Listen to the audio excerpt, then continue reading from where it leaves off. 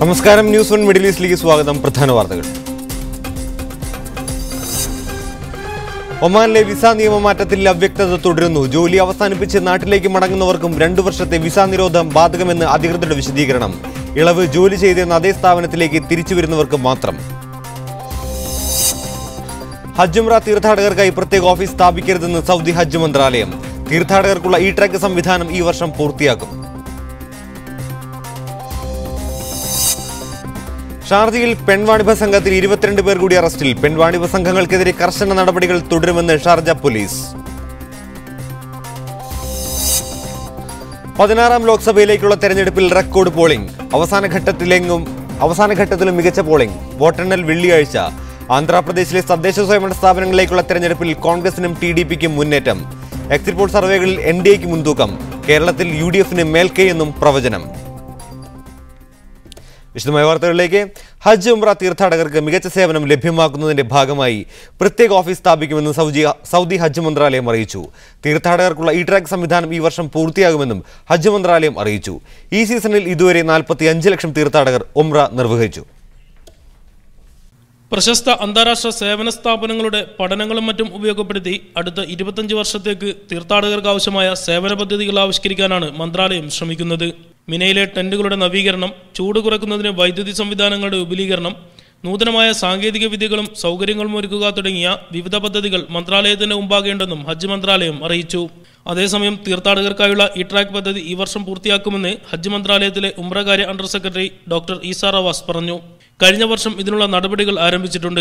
ആഭ്യന്തരം, municipal മന്ത്രാലയം എന്നിവയുമായി സഹകരിച്ച് തീർത്ഥാടകരുടെ ജംറകളിലേക്കുള്ള പോക്കുവരവ്, മദീന സന്ദർശനം എന്നിവ ഇ-ട്രാക്ക് പദ്ധതിയിൽ ഉൾപ്പെടുത്തും.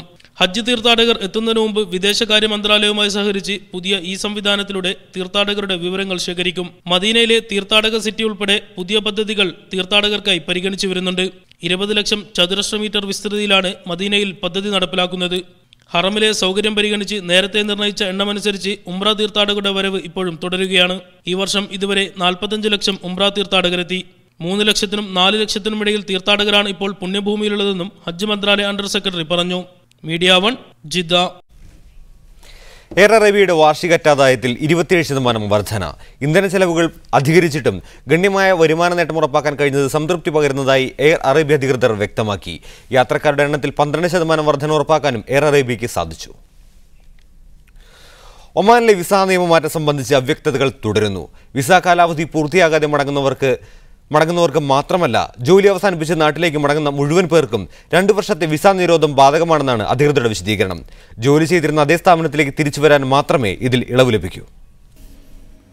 2006 മുമ്പുള്ള നിയമമാണ് വീണ്ടും ബാധകമാക്കുന്നതെങ്കിൽ വിസ കാലാവധി പൂർത്തിയാക്കാതെ രാജിവെക്കുന്നവർക്ക് മാത്രമല്ല, ഏത് സാഹചര്യത്തിലായാലും ജോലി മതിയാക്കി പോകുന്നവർക്ക് 2 വർഷത്തെ വിസ നിരോധനം ബാധകമാണെന്നാണ് അധികൃതർ വിശദീകരിക്കുന്നത്. സ്പോൺസറുടെ NOC ഉണ്ടെങ്കിൽ പഴയ നിയമപ്രകാരം ജോലി മാറ്റം സാധ്യമായിരുന്നു. എന്നാൽ പുതിയ സാഹചര്യത്തിൽ ഇതേക്കുറിച്ച് തൊഴിൽ മന്ത്രാലയം തീരുമാനമെടുത്തിട്ടില്ല. 2006 മുൻപുണ്ടായിരുന്ന നിയമമാണ് ഇപ്പോൾ അവർ വീണ്ടും തിരിച്ചു കൊണ്ടുവരുന്നത്. അതനുസരിച്ച് വിസയുടെ കാലാവധി കഴിഞ്ഞോ ഇല്ലയോ എന്നുള്ളത് ഇവിടെ ബാധകമല്ല. സ്പോൺസർ കൊടുക്കുന്ന NOC ഉണ്ടെങ്കിൽ തിരിച്ചു വരാൻ പറ്റുമോ ഇല്ലയോ എന്നുള്ള കാര്യത്തെക്കുറിച്ചുള്ള ഒരു തീരുമാനം ഇവിടുത്തെ മിനിസ്ട്രി ഓഫ് മാൻ പവർ ഇനിയും എടുക്കാനിരിക്കുന്നതേ ഉള്ളൂ. പുതിയ നിയന്ത്രണം പല ബിസിനസ് മേഖലയെയും ദോഷകരമായി ബാധിക്കുമെന്നാണ് വിലയിരുത്തൽ. ലോക്കൽ എക്സ്പീരിയൻസ് ഉള്ള ആൾക്കാരെ എടുക്കാൻ കഴിയാതെയാണ് വരുന്നത്. പല മേഖലകളിൽ ലോക്കൽ എക്സ്പീരിയൻസ് ഉള്ള ആൾക്കാരെ അത്യാവശ്യമാണ്, പ്രത്യേകിച്ചും മാർക്കറ്റിംഗ് പോലുള്ള പ്രൊഫഷനിൽ. നേരത്തെ തൊഴിലെടുത്തിരുന്ന കമ്പനിയിലേക്ക് മാത്രമേ 2 വർഷത്തെ നിരോധനം ബാധകമാകാതെ തിരിച്ചു വരാനാകൂ എന്നതാണ് ഇപ്പോഴത്തെ അവസ്ഥ. നിയമത്തെക്കുറിച്ച് അവ്യക്തത നിലനിൽക്കുമ്പോഴും ഒരു കാര്യം വ്യക്തമാണ്: ഒമാനിൽ ഇനി ജോലി മാറ്റം ബാലികേറാമലയാകും. ഷിനോ ഷംസുദ്ദീൻ, മീഡിയ 1, മസ്കാത്ത്. കുവൈത്തിലെ മുൻ അമീർ Sheikh Saad Al Abdullah Al Salim ആറാം ചരമവാർഷികം ദിനം വീണ്ടും എത്തുമ്പോൾ തങ്ങളുടെ പ്രിയ നേതാവിനെ സ്മരിക്കുകയാണ് കുവൈത്ത്. ആധുനിക കുവൈത്തിനെ കെട്ടിപ്പടുക്കുന്നതിൽ മുഖ്യ പങ്ക് വഹിച്ചയാളാണ് ഷെയ്ഖ് സാദ് അൽ സാലിം അബ്ദുള്ള അൽ സാലിം. 2008 മെയ് 13 അമീർ ഷെയ്ഖ് സാദ് അൽ അബ്ദുള്ള അന്തരിച്ചത്. സദ്ദാം ഹുസൈൻ കുവൈത്ത് പിടിച്ചടക്കിയപ്പോൾ കുവൈത്തിന്റെ കിരീടാവകാശിയായിരുന്നു അദ്ദേഹം. മാതൃരാജ്യം തിരിച്ചുപിടിക്കാനുള്ള ശ്രമങ്ങൾക്ക് അന്നത്തെ അമീർ ഷെയ്ഖ് ജാബിർ അൽ അഹമ്മദ് അൽ ജാബിർ അസ്വബാഹിന് കരുത്തു നൽകി നയതന്ത്ര നീക്കങ്ങളുടെ ചുക്കാൻ പിടിച്ചത് Sheikh Saad Al Abdullah Al Salim അസ്വബാഹ് ആയിരുന്നു. 1930 ജനിച്ച ഷെയ്ഖ് സാദ് അൽ മുബാറക്കിയ സ്കൂളിലും സാൻഡ്ഹസ് റോയൽ മിലിറ്ററി അക്കാദമിയിലുമാണ് വിദ്യാഭ്യാസം പൂർത്തിയാക്കിയത്. 1962 ആഭ്യന്തരമന്ത്രിയായി ഭരണരംഗത്തെ കടന്ന അദ്ദേഹം 1978 കിരീടാവകാശിയും പ്രധാനമന്ത്രിയുമായി. 2003 വരെ ഇരു പദവികളിലും തുടർന്നു. ഈ കാലയളവിലാണ് ഇന്ന് കാണുന്ന പുരോഗതിയിലേക്ക് കുവൈത്ത് ചുവടുവെച്ചത്. പ്രധാനമന്ത്രിയുടെയും കിരീടാവകാശിയുടെയും സ്ഥാനങ്ങൾ രണ്ടായി വിഭജിച്ചപ്പോൾ 2003 പ്രധാനമന്ത്രി പദവി ഷെയ്ഖ് സൊബാഹ് അൽ അഹമ്മദ് അൽ ജാബിർ അൽ സൊബാഹിന് നൽകി കിരീടാവകാശിയുടെ സ്ഥാനത്ത് തുടർന്നു. 2006 അന്നത്തെ അമീർ ഷെയ്ഖ് അൽ ജാബിർ അൽ അഹമ്മദ് അൽ ജാബിർ അൽ സൊബാഹിന്റെ വേർപാടിനെ തുടർന്ന് 14ാമത് അമീറായി അവരോധിക്കപ്പെട്ടു. അധിനിവേശത്തിന്റെ പ്രതിസന്ധി ഘട്ടങ്ങളിൽ വിമോചന ശ്രമങ്ങൾക്ക് കരുത്തുപകർന്ന് ശക്തനായ ഭരണാധികാരി എന്ന് തെളിയിച്ച Sheikh Saad Al Abdullah Al Salim Al Sabah അതോടൊപ്പം തന്നെ രാജ്യനിവാസികളുടെ സ്നേഹാദരങ്ങൾ പിടിച്ചുവാങ്ങി. Media 1 Kuwait. Kuwait Indian community school ഭരണസമിതി തെരഞ്ഞെടുപ്പുമായി ബന്ധപ്പെട്ടുണ്ടായ പ്രശ്നങ്ങളിൽ എംബസി ഇടപെടില്ല. എന്നാൽ സ്വദേശിയായി സ്പോൺസർ പ്രശ്നത്തിൽ ഇടപെട്ടതോടെ 2 ആഴ്ചയിലേറെയായി ഭരണസമിതിയുമായി നടന്ന തർക്കം പുതിയ തലത്തിലേക്ക് നീങ്ങുകയാണ്. ഇനിയുള്ള ബോർഡ് യോഗങ്ങളിൽ സ്പോൺസറുടെ ഒരു പ്രതിനിധിയുണ്ടാകും. പുതുതായി മഹ്ബൂലയിൽ നിർമ്മിക്കാൻ ഉദ്ദേശിക്കുന്ന സ്കൂൾ കെട്ടിടത്തിന്റെ കമ്മിറ്റിയിൽ സ്പോൺസർ മിസാൻ അൽ ഇസയും പങ്കെടുക്കുമെന്ന് അറിയിച്ചിട്ടുണ്ട്. Board of trust chairman Ashok കൽറയാണ് ഇക്കാര്യം വ്യാഴാഴ്ച കൂടിയ ബോർഡ് യോഗത്തെ അറിയിച്ചത്. ബോർഡ് യോഗത്തിനു മുൻപ് ചെയർമാനെ വിളിച്ച് ഇനി മുതൽ സ്കൂൾ കാര്യങ്ങളിൽ തന്റെ സാന്നിധ്യമുണ്ടെന്ന് സ്പോൺസർ വ്യക്തമാക്കുകയായിരുന്നു. ഇതോടെ ഇന്ത്യൻ സമൂഹത്തിന്റെ പൊതുസ്വത്തായ സ്കൂൾ മറ്റു കരങ്ങളിലേക്ക് നീങ്ങുമോ എന്ന ആശങ്കയാണ് ഉയരുന്നത്. മഹ്ബൂലയിലെ കൺസ്ട്രക്ഷൻ കമ്പനിയിൽ സ്പോൺസർ മീസാൻ അൽ ഇസയും പങ്കെടുക്കുമെന്നറിയിച്ചതിനു പിന്നിൽ ചിലർ ഇടപെട്ടതായും സൂചനയുണ്ട്.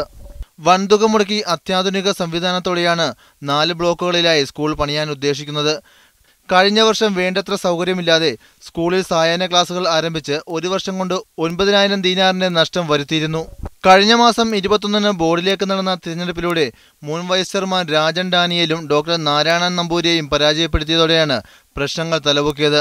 തുടർന്ന് രാജ്യം മാധ്യമങ്ങളോട് ഭരണസമിതിക്കെതിരെ ഗുരുതരമായ ആരോപണങ്ങൾ ഉന്നയിച്ചിരുന്നു.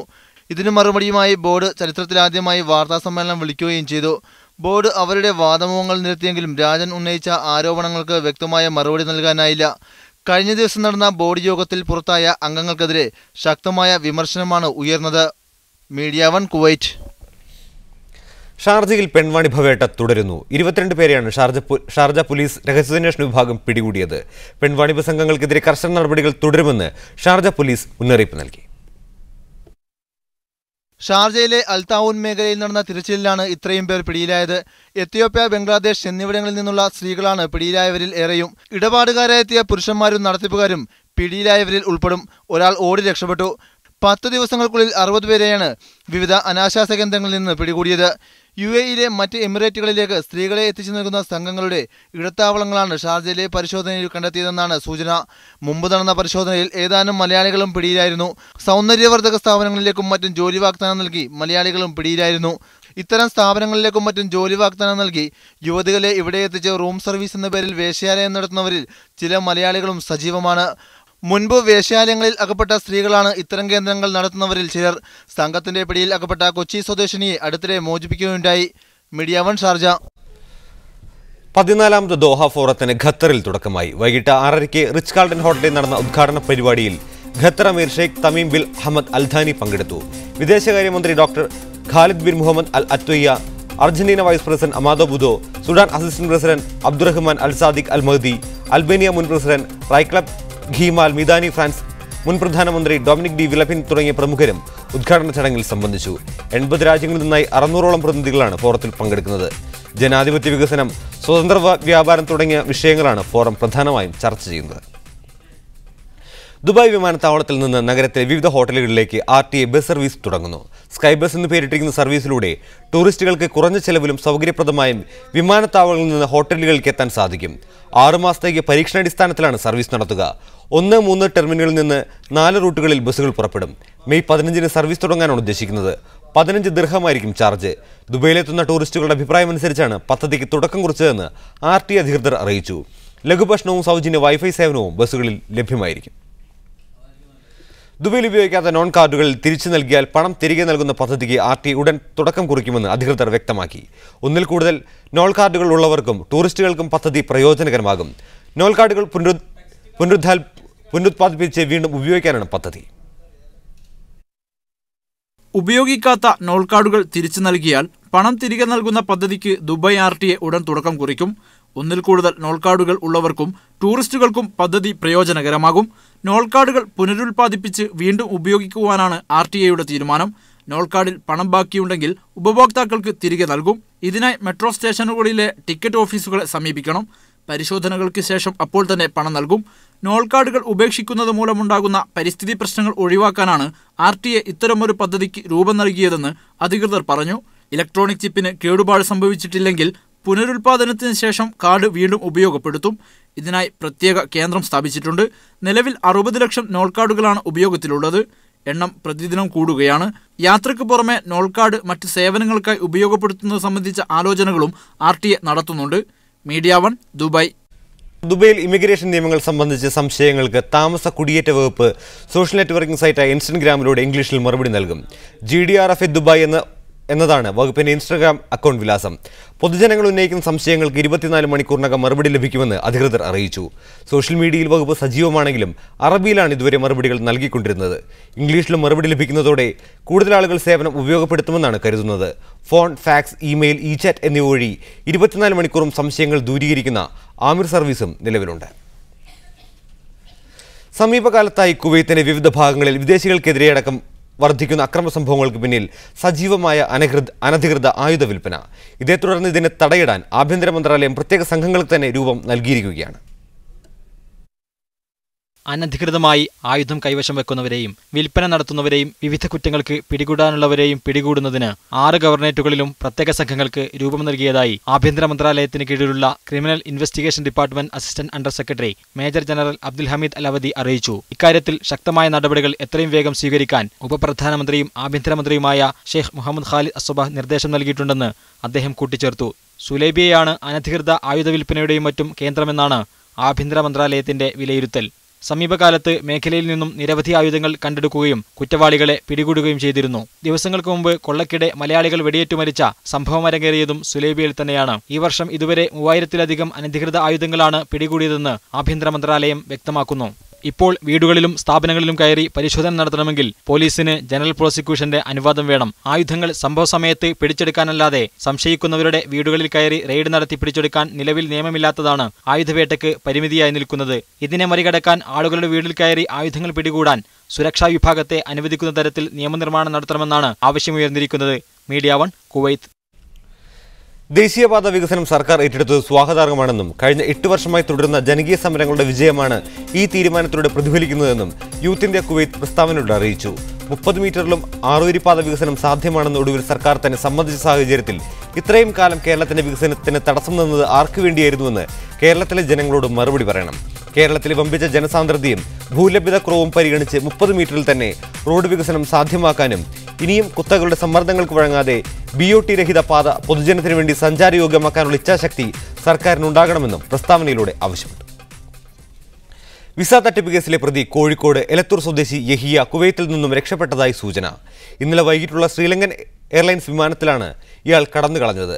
നാട്ടിൽ നിരവധി തട്ടിപ്പ് കേസുകളിൽ അറസ്റ്റ് വാറന്റുള്ള ഇയാൾ 2ാം ഭാര്യയുടെ നാടായ ശ്രീലങ്കയിലേക്ക് രക്ഷപ്പെട്ടതായാണ് സൂചന.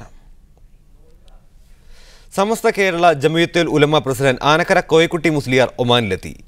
മത്രമഹദി മസ്ജിദിൽ മസ്കത്ത് സുന്നി സെന്റർ അദ്ദേഹത്തിന് സ്വീകരണം നൽകി. മുൻ പ്രസിഡന്റ് കാളമ്പാടി മുഹമ്മദ് മുസ്ലിയാരുടെ നിര്യാണത്തെ തുടർന്ന് സംഘടനയുടെ അധ്യക്ഷനായി തെരഞ്ഞെടുക്കപ്പെട്ട കോയക്കുട്ടി മുസ്ലിയാർ ആദ്യമായാണ് ഒമാനിലെത്തുന്നത്. SKSSF organising secretary Abdul Sathar പന്തലൂരും ഇദ്ദേഹത്തോടൊപ്പമുണ്ട്. സ്വീകരണ യോഗം ഇസ്മായിൽ കുഞ്ഞ് ഹാജി ഉദ്ഘാടനം ചെയ്തു.